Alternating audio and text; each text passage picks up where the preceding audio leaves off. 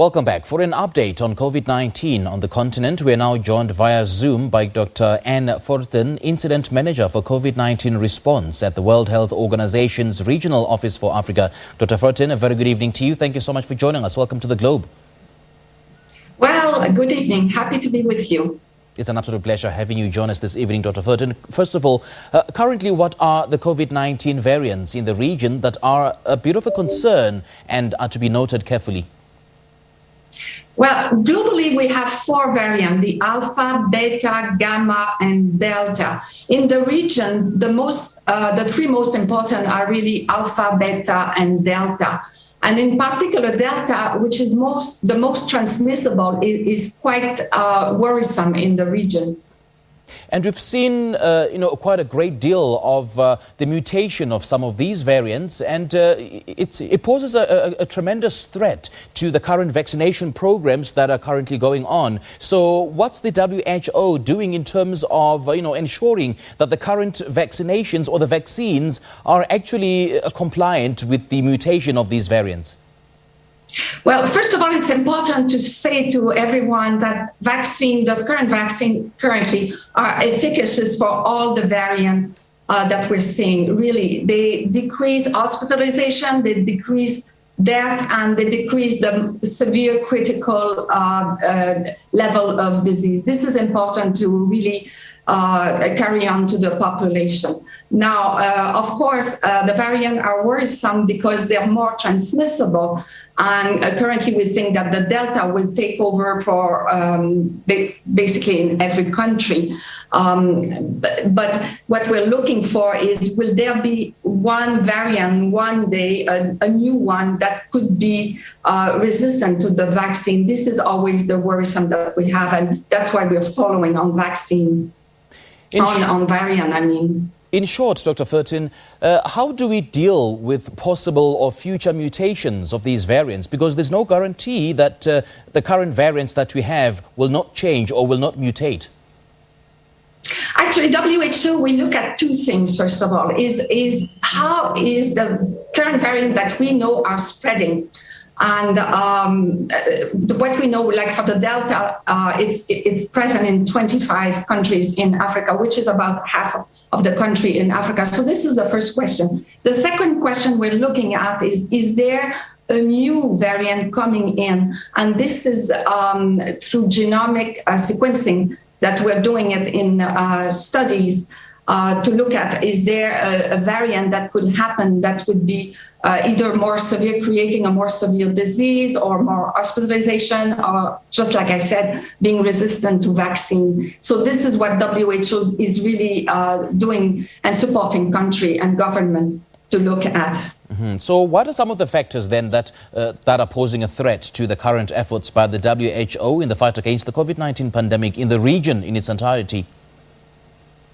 Well, WHO is helping government and population to tackle the COVID-19 response, basically. And I would say the biggest threat that we see now is the misinformation that is going around about the vaccine, but also the virus, and also the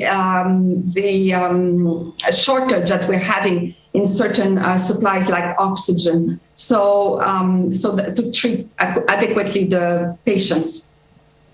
So which parts of the region are currently regarded as the hot spots or the areas of high incidence and prevalence?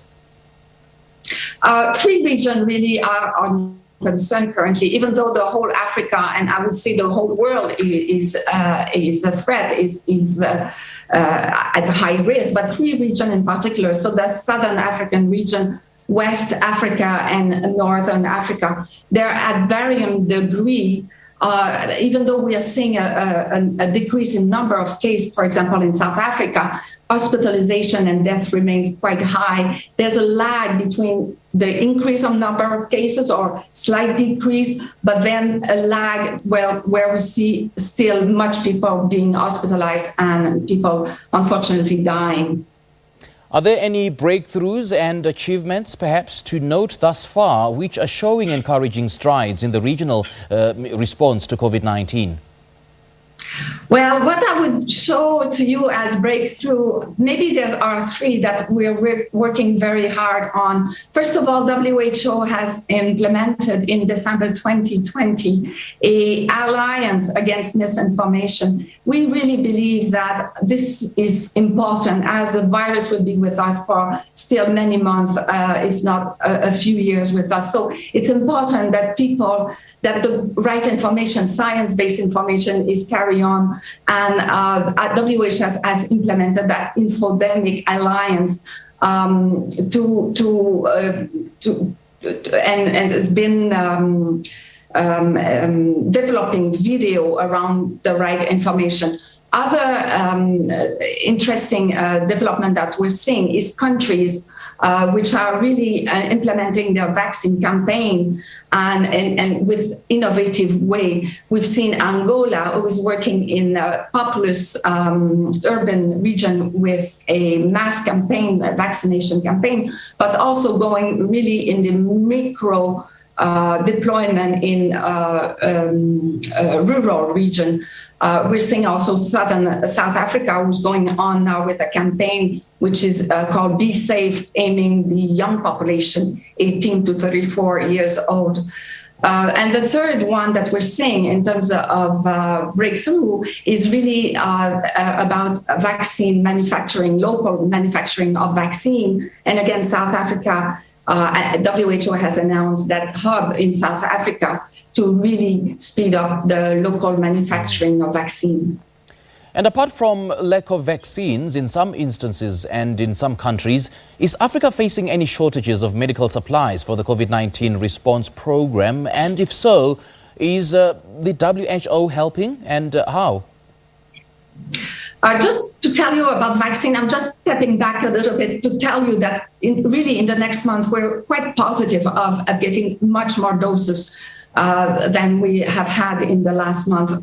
This is fortunate. We're expecting 520 million doses by the end of the year, and hopefully we'll aim the target of 10% by end of September and 30% by end of December. Now, on a more, sad story is about oxygen supply, where we see a lot of shortage globally and regionally. We know already that oxygen is limited in Africa, despite the fact that oxygen is really an essential medicine.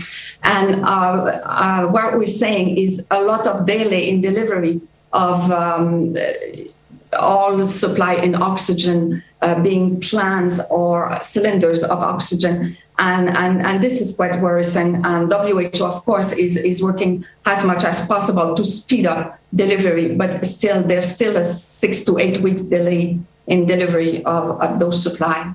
Okay. Now, Dr. Fortin, let's talk about whether there is a structure by the WHO or an infrastructure perhaps to help manage future pandemics, because we know that in Africa, for instance, there's the issue of fake medical documentation and the issue of border-to-border transmission because of the porous borders in Africa.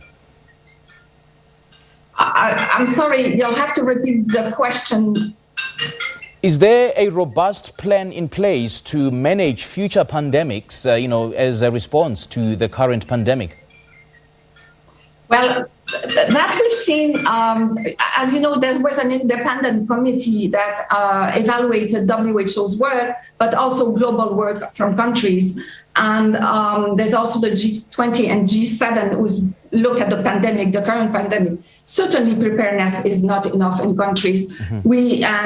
And this is a major issue that was brought up with Ebola, but still now with the pandemic. And what we're seeing is last year there was 1 month delay in February where country probably didn't believe what was coming up and really lagged on implementing the measure they needed to implement. So it happened that in March 2020, we were already well into the pandemic when we started putting measure in place. So, of course, the global community is looking very hard on, first of all, preparedness. How do we prepare better for the next pandemic? but also about can we put global mechanism to ensure that